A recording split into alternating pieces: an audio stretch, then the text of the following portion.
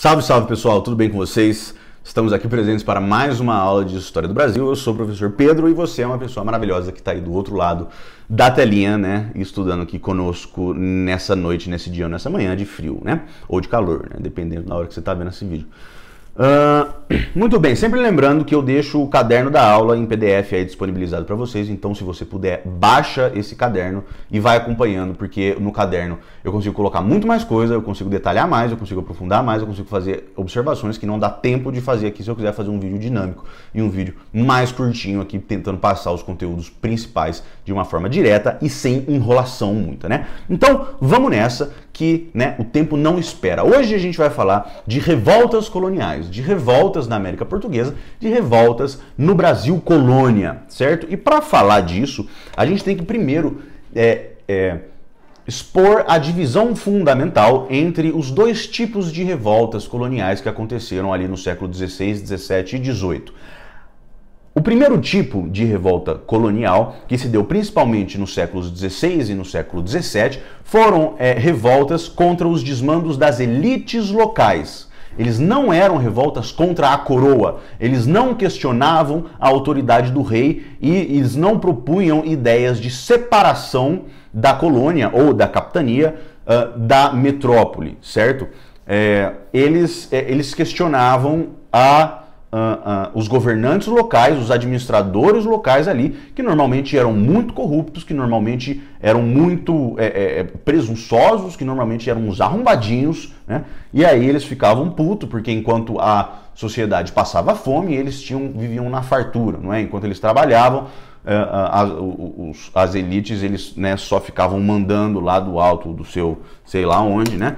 Mas então as primeiras revoltas, elas não foram revoltas que questionavam a autoridade da metrópole, mas elas foram revoltas que questionavam governantes locais e, ao mesmo tempo, juravam ainda fidelidade ao rei, né? Eles queriam trocar o governador, eles queriam trocar a administração, né?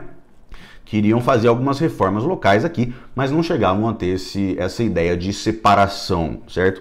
E aí, por óbvio, né, eu acho que por consequência ali, a segunda metade são as revoltas, principalmente do século XVIII, na verdade exclusivamente do século XVIII, nessa construção, nas quais havia esses ideais de separação, havia o ideal republicano, as ideias republicanas e as ideias iluministas importadas ali da Revolução Francesa e da Revolução Americana, que é o nome que a gente dá para a Guerra de Independência dos Estados Unidos da Inglaterra, né? Então é isso aí, essa primeira divisão feita, vamos para as primeiras revoltas, aquelas que eram contra os governantes locais, aquelas que não eram separatistas, né? Começando com uma frase, abre aspas: perde-se o Brasil porque alguns ministros de Sua Majestade não vêm cá buscar nosso bem, vêm cá buscar nossos bens, fecha aspas, Padre Vieira, não é? Então ele está falando aqui que as elites locais, que eram os ministros do rei, os representantes do rei e as pessoas que tinham a autoridade de administrar a colônia, eles tinham sempre o interesse próprio, o interesse deles mesmos como o primeiro na linha, né? Eles não tinham interesse público, eles não agiam por conta do desenvolvimento. Você acha que se hoje não acontece isso, imagina em 1500, 1600, né? Então é isso aí, mas só para ilustrar a ganância dos governantes locais e essa questão aí deles serem corruptos, deles enriquecerem a si mesmos, enriquecerem os seus familiares e os seus amigos, etc e tal.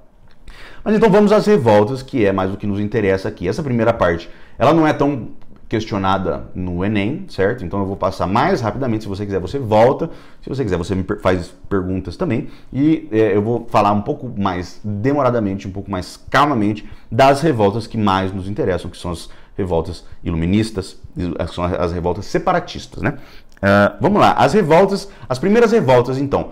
Primeira, insurreição pernambucana, acontece em 1644 em Pernambuco e tem a ver com aquela história lá das invasões holandesas, não é? Depois que a Holanda vem aqui, invade o Nordeste e ocupa uma parte do Nordeste e realmente toma conta, a galera que estava lá, os colonos que estavam lá, eles foram expulsos dos seus engenhos, né? Eles foram expulsos das suas terras para que os holandeses e os seus amiguinhos lá tomassem conta dessas terras. Então, a insurreição pernambucana, também chamada de Guerra Seiscentistas, porque é de 1600 e tananina, né?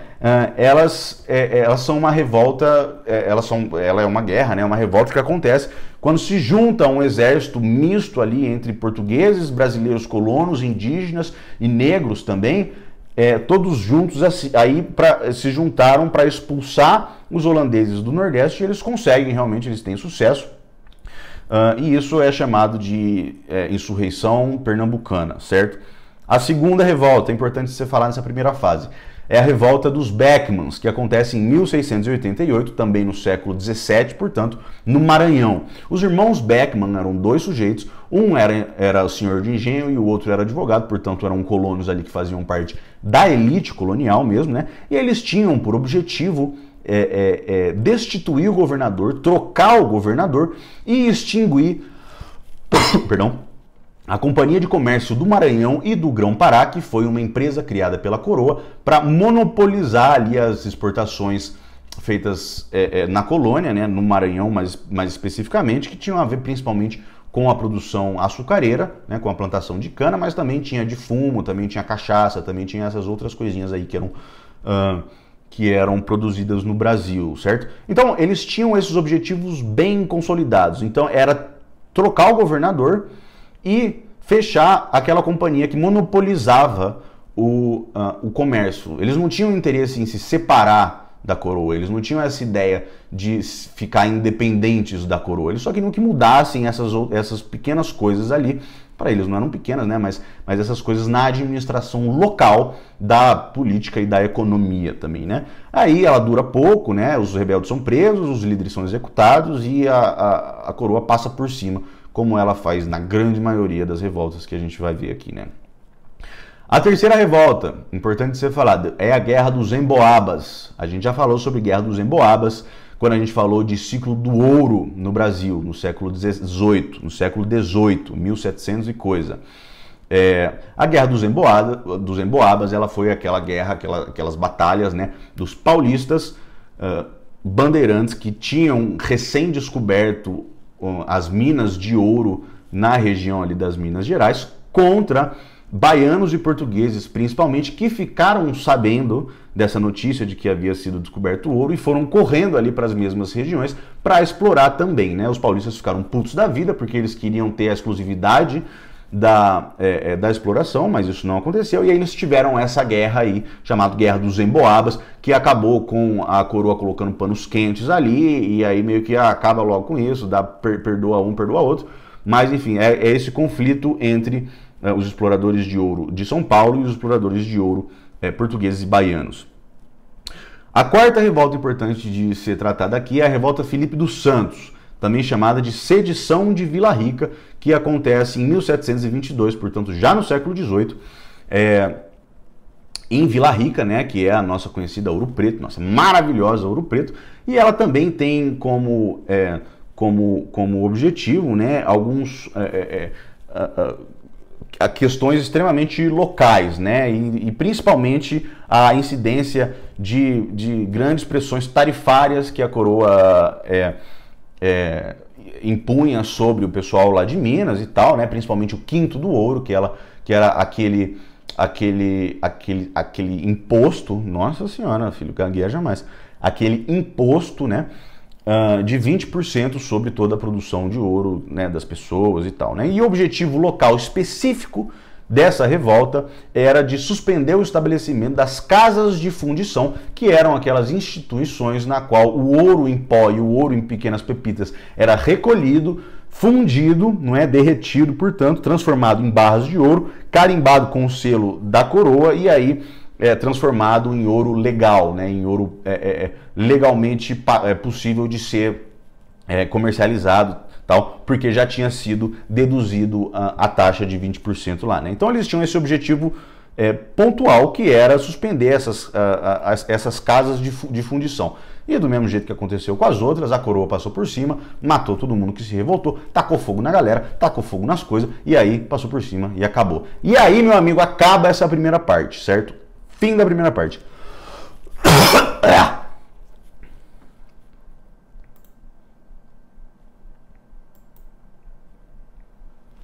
Segunda parte, a gente vai falar das revoltas separatistas e das revoltas republicanas e iluministas, certo? E é interessante a gente notar que existe uma diferença semântica, existe uma diferença na linguagem que a gente usa para se referir às revoltas da primeira fase e as revoltas da segunda fase. Na primeira fase a gente fala de insurreição, de revolta, de rebelião, de levante, de sublevação, de motim, de um monte de nome. Mas na segunda parte a gente chama de conjuração e de inconfidência, porque entra um elemento novo aqui, que é o crime de lesa majestade, que é quando os vassalos se tornam infiéis ao rei e propõem realmente essa separação em relação ao rei, em relação ao poder da metrópole, né? Então, a inconfidência, essa própria palavra, ela significa uma falta de fidelidade dos vassalos ao rei, o que era uma coisa terrível lá para eles, porque, né, que eles são um bando de coisa, né?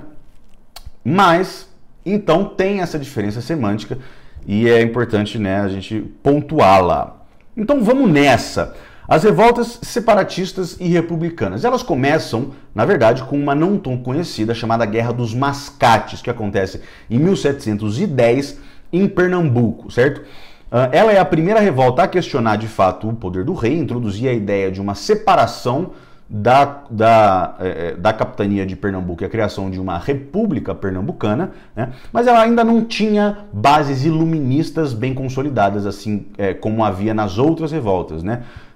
Foi, na verdade, uma guerra entre a cidade de Recife e a cidade de Olinda.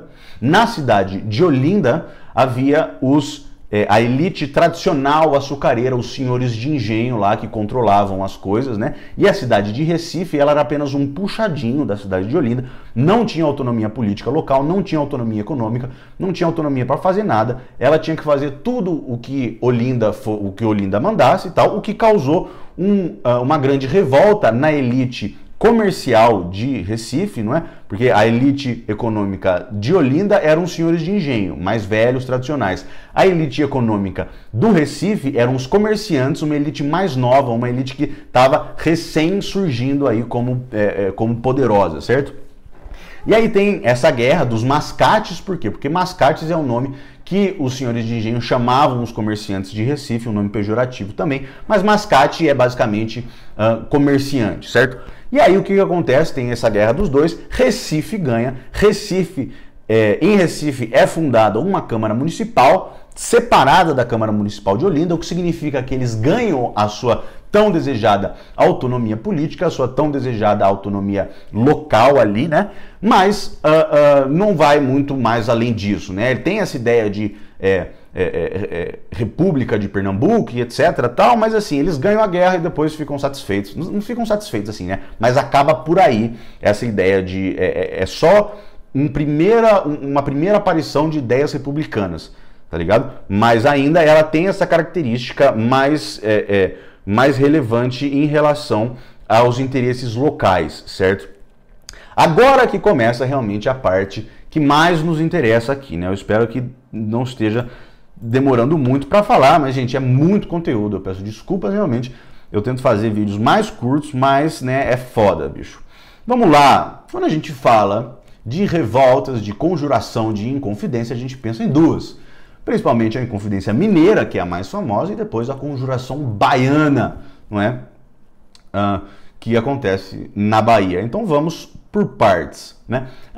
Bom lembrar, né, que tanto a Inconfidência Mineira quanto a Conjuração Baiana, elas foram fundamentalmente influenciadas por duas outras revoluções que estavam acontecendo, que tinham acabado de acontecer ali, que foram cruciais na história recente da humanidade, que foram, né, em ordem cronológica, a Revolução Americana, que é a independência dos Estados Unidos da Inglaterra em 1776, e a Revolução Francesa, que acontece na França em 1789.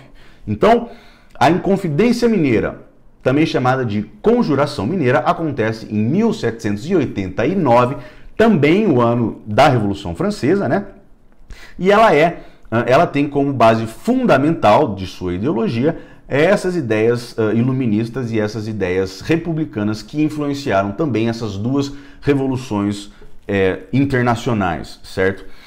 A Inconfidência Mineira, ela foi liderada, ela foi articulada por membros da elite intelectual, da elite econômica de Minas Gerais, né, das Minas Gerais. Eles, os grandes líderes da Inconfidência, eles eram filhos de fazendeiros, filhos de grandes comerciantes, eram filhos de gente abastada, filhos de gente de grandes garimpeiros de ouro, que tinha montes de escravos e tal, então gente muito rica, né, que mandava os filhos para estudar na Europa, principalmente em Coimbra, para fazer direito em Coimbra, já que não tinha faculdades aqui no Brasil, né?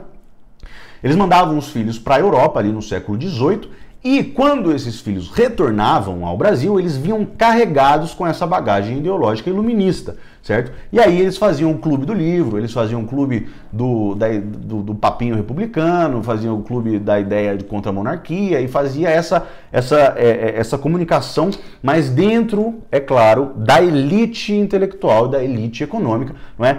Os membros ali da Inconfidência Mineira tem juízes, grandes fazendeiros, médicos, engenheiros, advogados, funcionários públicos, tem aqueles 3 poetas árcades aí que eu deixo aí o desafio para você falar quais são os 3 poetas árcades, né? E eles tinham realmente uma confiança muito grande na separação, né, na separação de Minas em relação à coroa, por causa da diversificação das atividades econômicas da capitania, não é? Eles enfatizavam a autossuficiência econômica e política que Minas Gerais podia ter em relação a Portugal, independência, né, em relação a Portugal, tanto no plano econômico quanto no plano político, né? E eles planejavam fazer essa ideia de declarar uma independência das Minas e proclamar uma república confederada ali dos estados mineiros, certo? E aí, é importante falar também que não era uma revolução de cunho abolicionista. Existia essa discussão, mas como os líderes eram membros da elite, eles não tinham muito, eram gente que tinha escravo, era gente que usava muito do trabalho dos escravizados, então não eram todos ali que eram a favor da libertação geral dos escravos, né? Então, atenção nesse ponto, que a Inconfidência Mineira, de modo geral, não tinha esse caráter abolicionista, certo? Muito bem.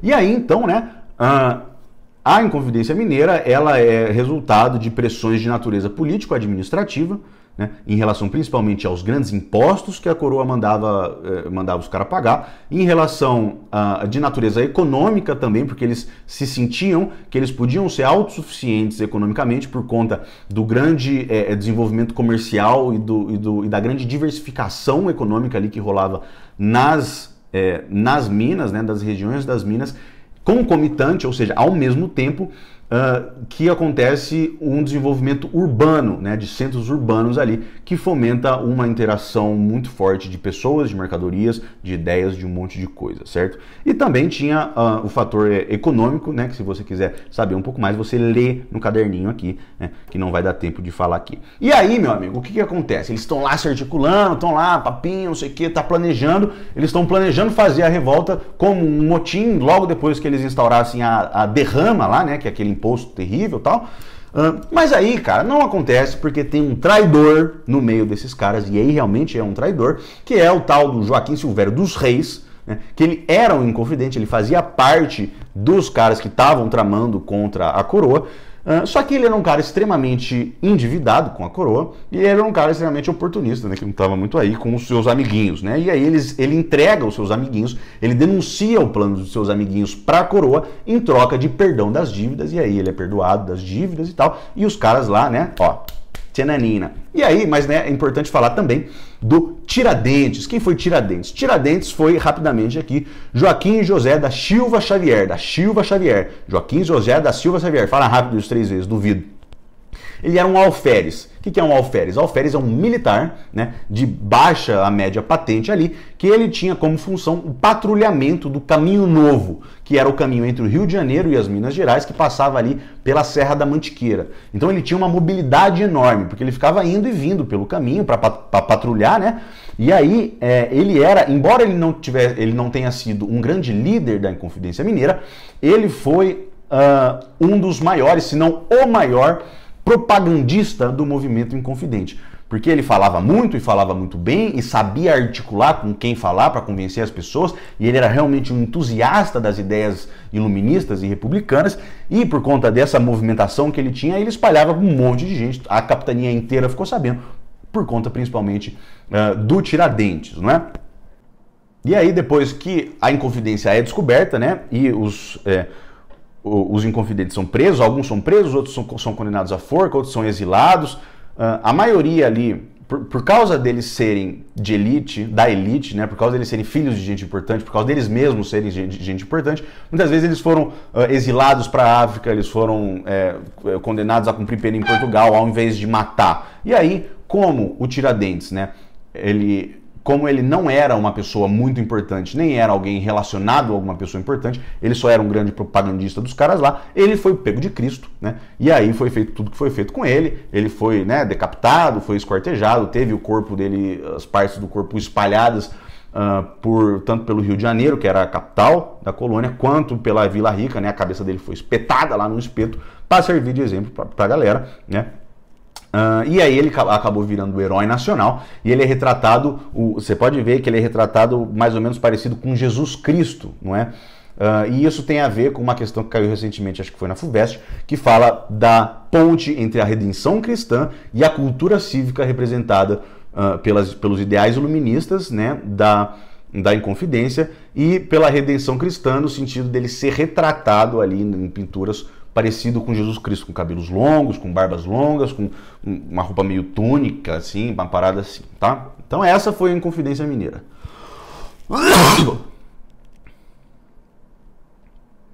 Aí, meu amigo, a Conjuração Baiana, ela cai um pouco menos, ela é meio injustiçada na história do Brasil, as pessoas falam menos dela, mas ela também foi realmente uma tentativa de revolução verdadeiramente revolucionária. Ela aconteceu em 1798 em Salvador, então ela é só trocar os numerozinhos. Inconfidência Mineira 1789, Conjuração Baiana 1798, né? É só trocar as paradinhas aqui.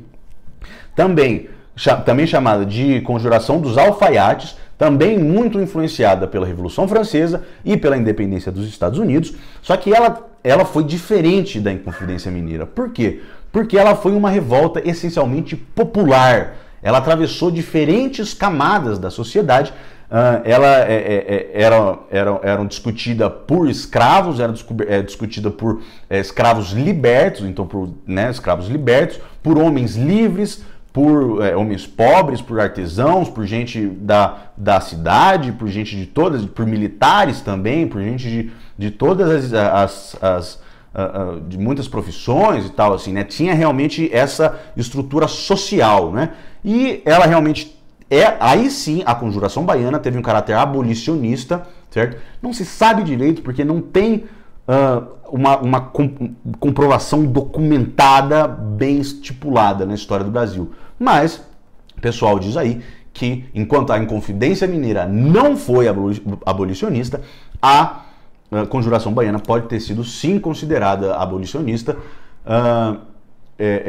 vinculado com essa ideia de revolta, de conjuração, não é mais revolta, de cunho popular, de cunho que exigia mudanças estruturais não só na política e na administração, mas também de revoltas sociais, de reformas sociais e de mudanças na estrutura da sociedade para contemplar as necessidades do povo que passava fome, do povo que não recebia bem, do povo que, né, fazia todo o trabalho, né?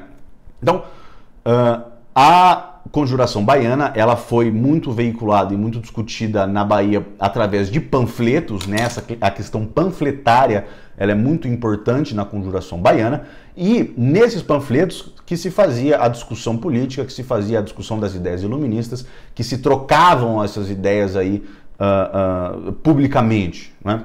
E aí, nesses panfletos, realmente o povo é apresentado como uma fonte soberana da República, e infelizmente ela também não aconteceu, a Conjuração Baiana não aconteceu, porque os planos também foram descobertos antes, né, de acontecer de fato.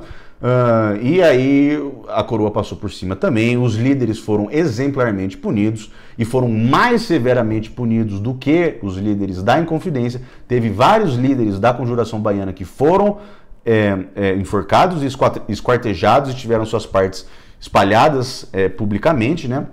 Porque vários desses líderes eram negros e eram mulatos, que era uma condição que a coroa não podia aceitar de jeito nenhum.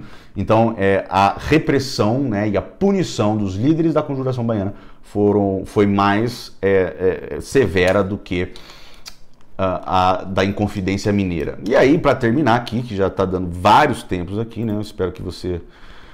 25 minutos, né? Tá razoável até. Para terminar aqui, eu vou falar: a Conjuração Baiana era radicalmente inovadora. Propunha a inclusão de indivíduos desiguais em termos sociais e econômicos, com interesses opostos e muito distintos entre si. Foi a primeira expressão de uma corrente de raiz popular que combinava as aspirações de independência com reivindicações sociais. Então, essas são as revoltas coloniais aí, pessoal. Eu tentei falar o mais rápido possível, não o mais rápido possível, mas o mais rápido possível, mantendo aí uma boa dicção, né? Tentando passar as ideias, não atropelar os bagulhos, mas também não estender muito, né? E aí é isso, cara. Eu vou colocar para vocês lista de exercício e eu coloco a mim mesmo, é claro, como inteira disposição de vocês aí, para vocês tirarem dúvidas na hora que vocês quiserem. Tá bom? É isso aí. Um beijo, galera. Se cuida. É nóis e tchau.